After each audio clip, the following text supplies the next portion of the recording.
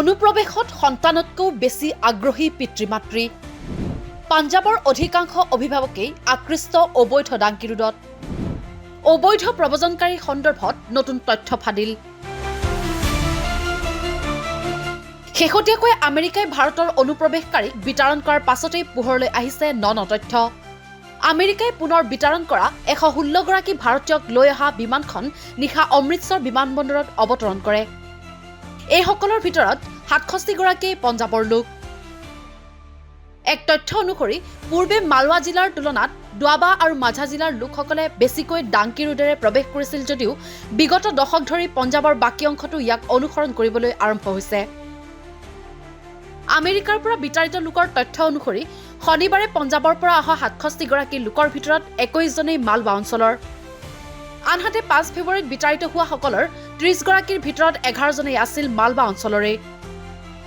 ইফালে এই সন্দৰ্ভত চণ্ডীগড়স্থিত ইমিগ্ৰেশ্যন কনচালটেণ্ট বিনয় কুমাৰ হৰিয়ে কয়, এই অনুপ্ৰৱেশ মাফিয়াৰ আঁৰত থকা লোকক গ্ৰেপ্তাৰ কৰাৰ সময় আহি পৰিছে পঞ্জাৱ চৰকাৰৰ। অমৃতসৰত প্ৰথমখন বিমান অৱতৰণ হোৱাৰ 10 দিন পাৰ হৈ গ'ল। এই অবৈধ প্ৰব্ৰজন কেনেকৈ মোকাবিলা কৰিব পাৰি তাৰ ওপৰত তেওঁলোকে গুৰুত্ব দিবলৈ আৰম্ভ কৰা উচিত, কিয়নো ইতিমধ্যে তেওঁলোকে নিশ্চয় বিতাৰিত সকলৰ পৰা যথেষ্ট তথ্য লাভ কৰিছে। আমেৰিকাৰ পৰা পোৱা তথ্য অনুসৰি বিগত 25 বছৰত 7.25 লাখ ভাৰতীয়ই আমেৰিকাত আশ্ৰয়ৰ বাবে আবেদন কৰিছে। গতিকে এই অবৈধ প্ৰব্ৰজন কেনেকৈ বন্ধ কৰিব পাৰি তাৰ প্ৰতি চৰকাৰসমূহে পদক্ষেপ গ্ৰহণ কৰা উচিত। আনহাতে অবৈধ প্ৰব্ৰজন সন্দৰ্ভত এজন ষ্টাডি ভিজা কনচালটেণ্টে কয়, যেতিয়া অবৈধ প্ৰব্ৰজনৰ বিষয়টো উত্থাপন হয় তেতিয়াই পঞ্জাৱ আৰক্ষী সক্ৰিয় হ'বলৈ আৰম্ভ কৰে আৰু আচৰিত ধৰণে তেওঁলোকে কেৱল পঞ্জীয়নভুক্ত ট্ৰেভেল এজেণ্টসকলৰ ওচৰলৈ যাবলৈ আৰম্ভ কৰে। কিন্তু লক্ষণীয় কথাটো হ'ল যে এনে অনুপ্ৰৱেশৰ কামত লিপ্ত হোৱাসকলে কেতিয়াও নিজকে পঞ্জীয়নভুক্ত নকৰে। গতিকে পঞ্জাৱ চৰকাৰে অবৈধ প্ৰব্ৰজনৰ এই বিশাল বজাৰখনৰ আঁৰৰ মাফিয়াৰ বিৰুদ্ধে গুৰুত্ব দিয়াৰ লগতে বিদেশলৈ যাবলৈ মানুহ কিয় ইমানকৈ দৌৰত নামি পৰিছে সেই কথাৰো সন্ধান কৰা উচিত।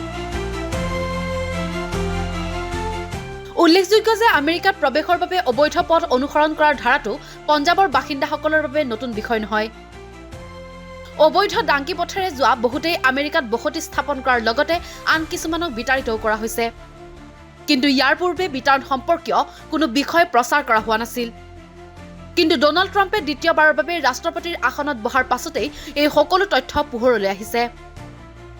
ইফালে পঞ্জাৱত ড্ৰাগছৰ মুক্ত প্ৰৱাহৰ ফলত চিন্তিত হৈ পৰিছে বহু অভিভাৱক। সেয়েহে নিজৰ সন্তানৰ সুচিন্তাৰে বহিৰাজ্যলৈ পঠোৱাৰ দৌৰত নামি পৰিছে অভিভাৱকসকল, যাৰ ফলত অবৈধ ডাংকি পথেৰে কম খৰচত আমেৰিকাত প্ৰৱেশ কৰে বহু ভাৰতীয়ই। বৰ্তমান ইমানখিনি তথ্য লাভ কৰাৰ পাছতো পঞ্জাৱ তথা ভাৰত চৰকাৰে এই ক্ষেত্ৰত কি ব্যৱস্থা গ্ৰহণ কৰে সেয়া পৰৱৰ্তী সময়ত হ'ব লক্ষণীয়। নিউজ ডেস্ক ৰিপৰ্ট, দি ক্ৰছ কাৰেণ্ট।